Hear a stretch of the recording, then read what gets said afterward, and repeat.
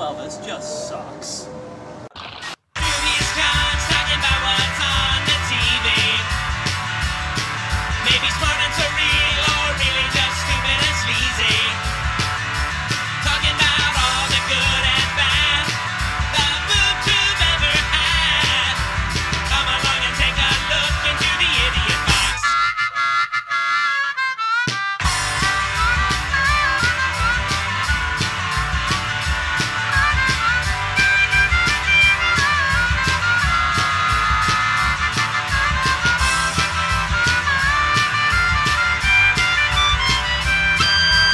Come along and take a look into the idiot box.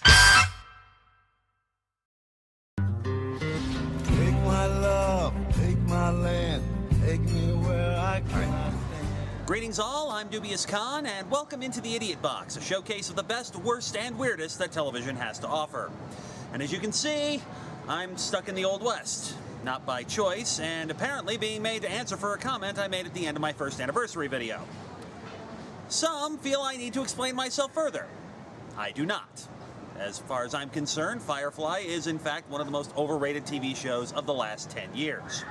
Created by Joss, I am your great and powerful nerd god, worship me, Whedon, Firefly was a sci-fi western series that premiered in 2002. It was canceled about 2/3 of the way through its first season, with 4 of its 14 episodes unaired due to low ratings. However, it has somehow managed to garner a huge and ridiculously rabid fan base, almost any of whom will spend hours discussing the, quote, deep, intricate characterization and also, quote, meaningful stories with you, with the type of fervor the internet wouldn't see again until My Little Pony Friendship is Magic came along and spawned the bronies.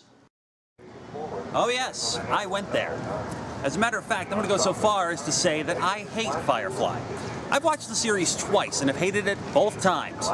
But since this is the internet and you can't say you hate something without everybody jumping down your throat demanding an explanation, as if your opinion actually had any reflection on their worth as a person, here's 5 reasons why Firefly is overrated.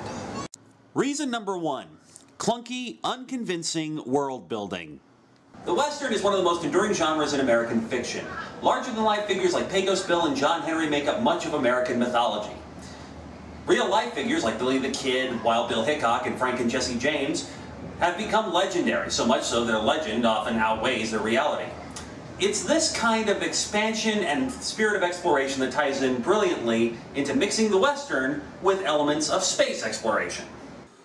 Firefly is set in the year 2517 AD. Earth has become overpopulated and drained of resources, and as such, humanity began to explore space, eventually discovering a huge solar system with thousands of planets and moons, most of which were terraformed and colonized.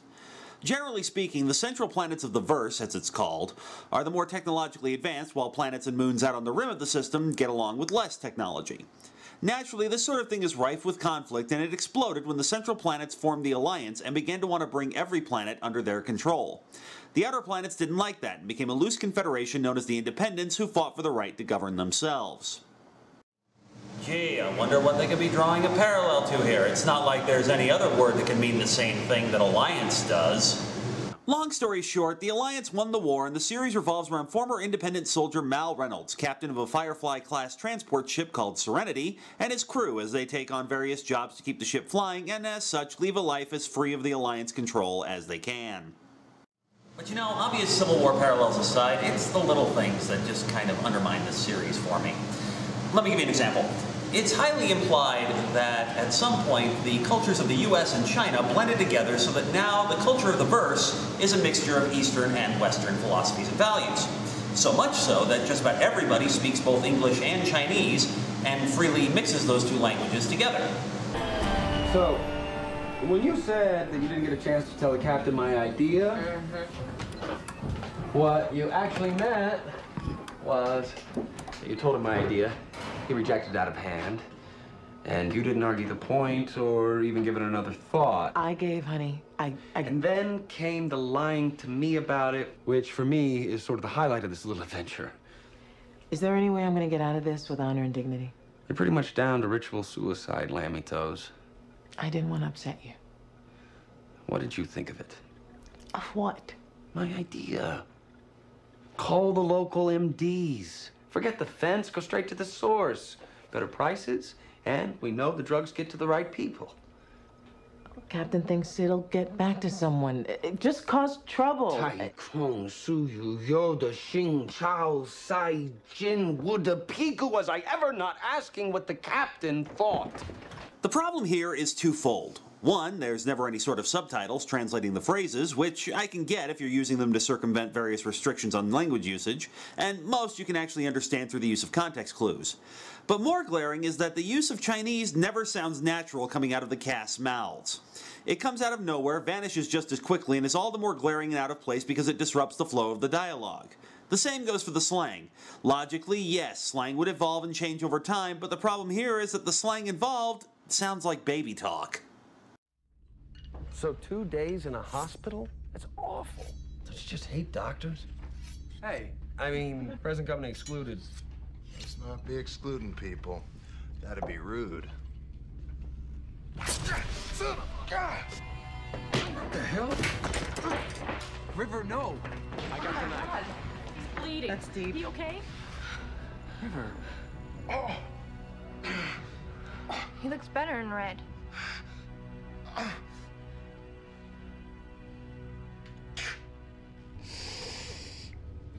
Goram freaks completely off her axle. Like I said, it's not really the big things like the Rim worlds being less developed than the core worlds in the verse, or the Alliance more or less having a big neon sign hanging over them that says bad guys.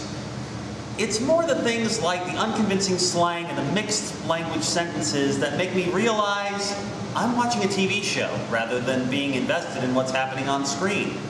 And feel free to correct me if I'm wrong, but if I think about it, I don't think I've ever seen a single significant Asian character in any episode of this series. But you know what? It's not just the slang and the Chinese that gives me problems with the dialogue. Reason number 2, unrealistic dialogue. The show is meant to be more of a character study than an action-packed space opera. In fact, a good majority of any given episode is the characters discussing and arguing over what to do about the situation they're in, rather than going in and blowing things up. And this would be fine, except now we run into one of the major problems that I have with this show, and honestly most of Joss Whedon's work. Nobody speaks like a convincing human being in this show. Nearly everybody speaks in this looping, quirky manner littered with multisyllabic words and other dialogue which feels more like the writers are trying to start a meme rather than write anything that seems to fit the character who is speaking. Curse your sudden but inevitable betrayal. Ah, ah, ah. Mine is an evil laugh. Now die! Oh, no, God! Oh, dear God in heaven. If I'm to learn of love, I'd like it to be at the hands of someone gentle. Someone who could feel what I feel. But Mel said you don't approve of my work. Sure, and he said that to keep you from me. I was too curious about you. Ever since I saw you.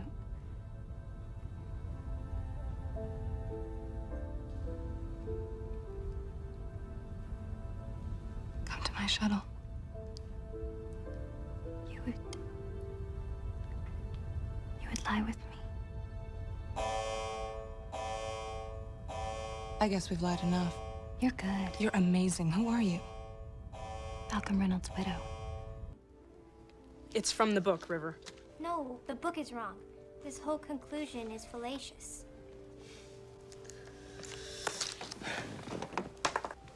So, how'd the Independents cut us off?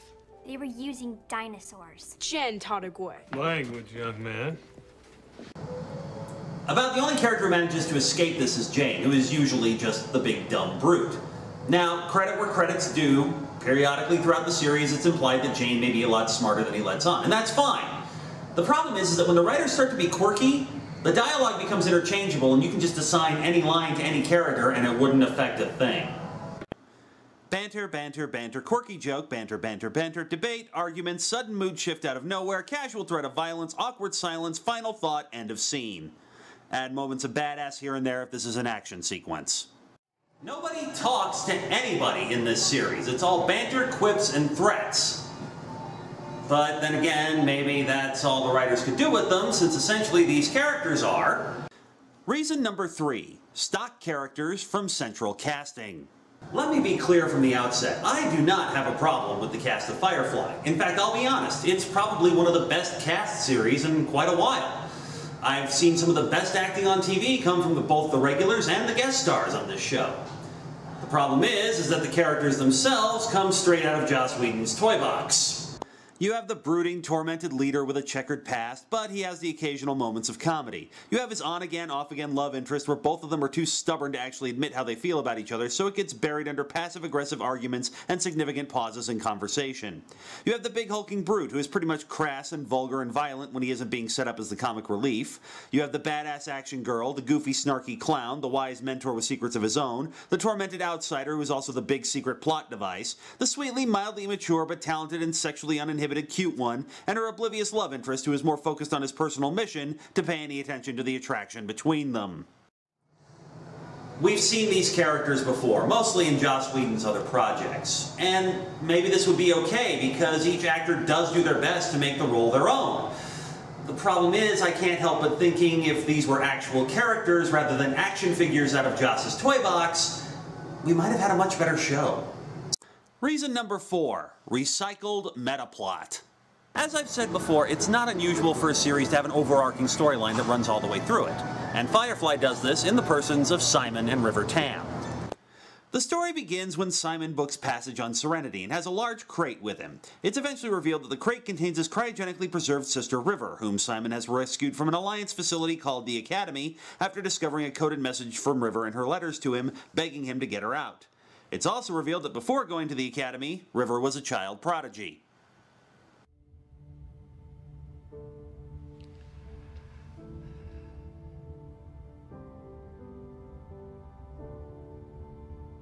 I am very smart.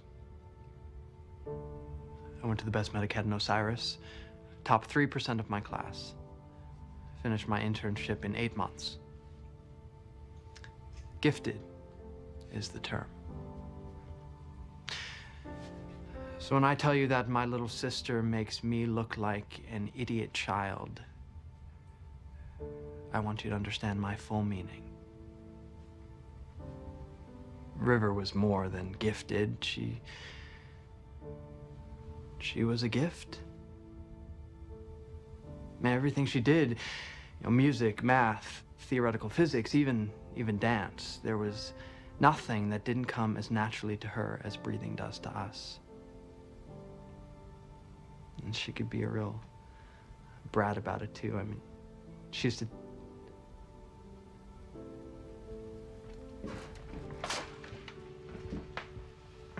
There was a school, a government-sponsored academy. We had never even heard of it, but it had the most exciting program, the most challenging. We could have sent her anywhere. We had the money, but she wanted to go. She wanted to learn. She was 14.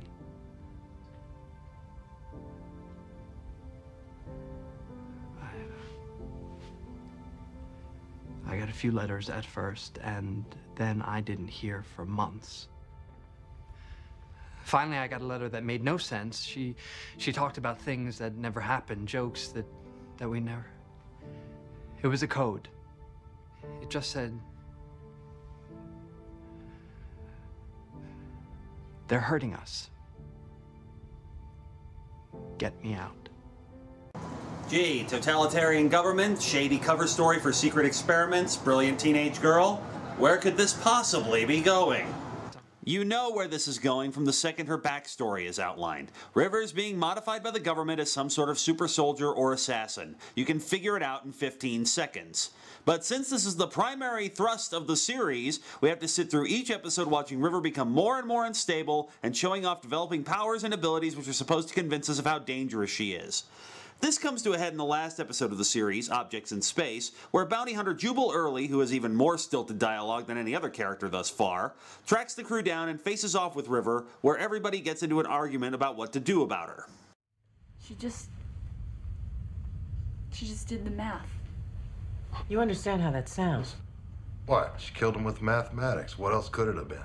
You couldn't have done it, Jane. Nor you, Captain. Nobody can shoot like that. That's a person. So River's not a person. Please don't be mad. I just want to understand what you're saying here. I thought River was your friend. She is. But Simon, the way she... Right after, she looked at me and she smiled. Like nothing was wrong. Like we were playing. Scared me. Could be she saved your life, Kaylee. Oh, I'm all aware of that, and I'm not Probably didn't even know what was going on. You know, thought it was a game. Later on, you can explain to me how that's a comfort. Might have to use some of that math we've been hearing What about. we got here to deal with is the larger issue, and that larger issue is we got someone on board this ship might be a danger to us. Ain't a question of whether we like her. Some of us grown attached to her. Kaylee, I know you have. You would have spoken up sooner, which, by the by, you should have. I find River pleasant enough myself. But she does have an oddness to her, and I ain't just talking about her proficiency with firearms. Girl knows things. Things she shouldn't. Things she couldn't. What, are you saying she's a witch? Yes, Jane. She's a witch. She has had Congress with the beast. She's in Congress. How did your brain even learn human speech? I'm just so curious. This isn't a joking matter. This is about our lives and River's. Thank you. Of course, the series was canceled before the ultimate plans for River were ever known, but Joss Whedon did famously follow up the entire series with the movie Serenity, which wrapped everything up, more or less. And we're going to look at Serenity in detail another time, but for right now, it's really just comes down to this. I don't care. I don't care about River, I don't care about her dark secret, I don't care what the Alliance has done to her, and what's more, I don't care for how the show is trying to make me care about it. Hell, while I don't like the show as a whole, I know that there's episodes that I like. In fact, there's 4 of them, and none of them, except for one, have anything to do with River's tragic backstory. Out of Gas tells the story of how the crew of Serenity came together while bundled with a tense story about Mal going down with his ship. Ariel, despite being a major link in River's story, is actually a pretty enjoyable heist episode. War Stories brings Serenity's pilot Wash and Mal into conflict and shows off the talents of Alan Tudyk and Nathan Fillion admirably. And Heart of Gold is the episode that feels the most like a Western, complete with a gunfight and a siege out in the desert. These 4 episodes work because the overarching plotline is incidental and gives the characters either something interesting to do or material that the actors can sink their teeth into. Not only that, none of these 4 episodes were written by Joss Whedon. Funny how that works, isn't it? Reason number 5, the whole damn mess. I wanted to like Firefly because there's a lot to like about Firefly. It's got a bunch of things that I love. Decent acting, decent action, mixed genres, character study, the whole 9 yards. And yet the way it's put together, I just can't stand it. I just can't find myself caring about any of this. The decent acting is buried under trite, predictable character beats. The stories are, for the most part, boring and uninteresting. The dialogue feels forced and unrealistic. You can have all the banter, badass, and nifty special effects that you want, but frankly, upon viewing this series again, I still don't get why this show has such a huge fan base. And that's the other big problem. The fans. The fans who are so convinced that Firefly was the greatest damn TV show that ever aired. Even amongst my own circle of friends, I'm the odd man out. They all love the show. I can't stand it. And I can't understand why they love it so much because the reasons they cite for loving it are exactly the same reasons that I hate it. But there are other fans out there who aren't my friends who will immediately shout me down as anything I say is just unreasonable hatred. In fact, let's be honest, yes, I hate Firefly. I think it's one of the biggest wastes of time I've ever encountered.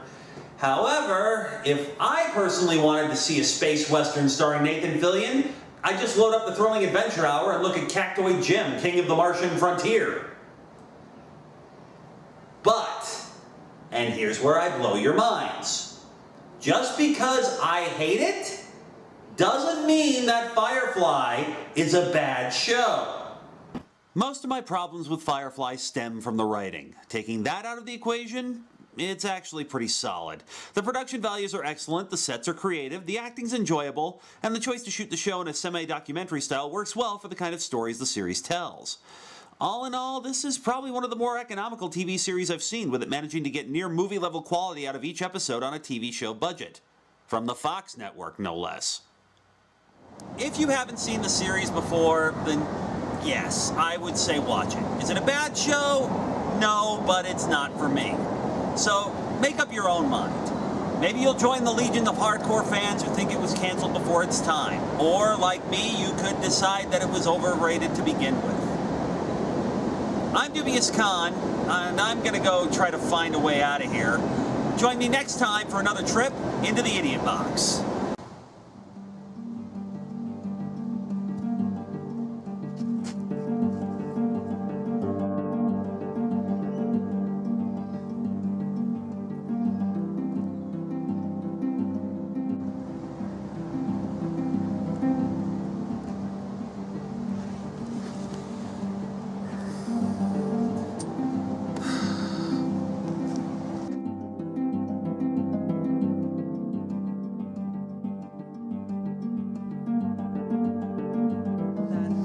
Son of a...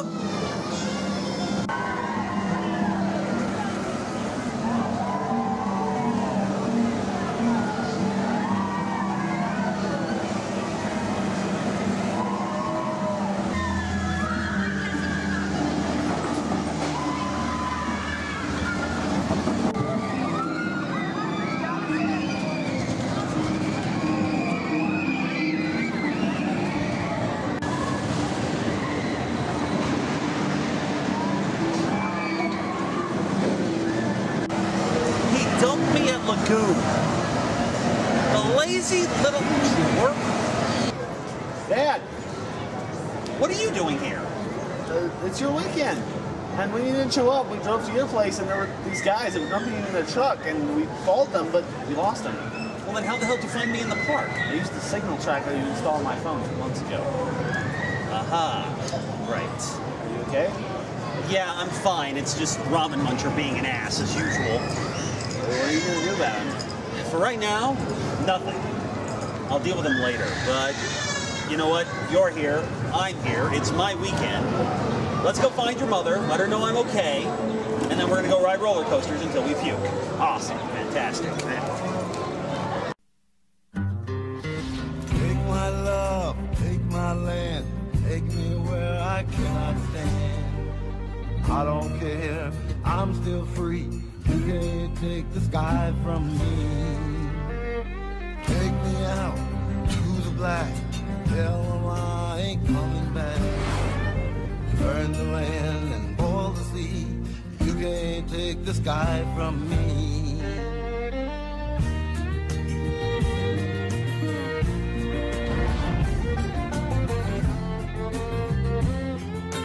There's no place I can be since I found serenity. You can't take the sky from me.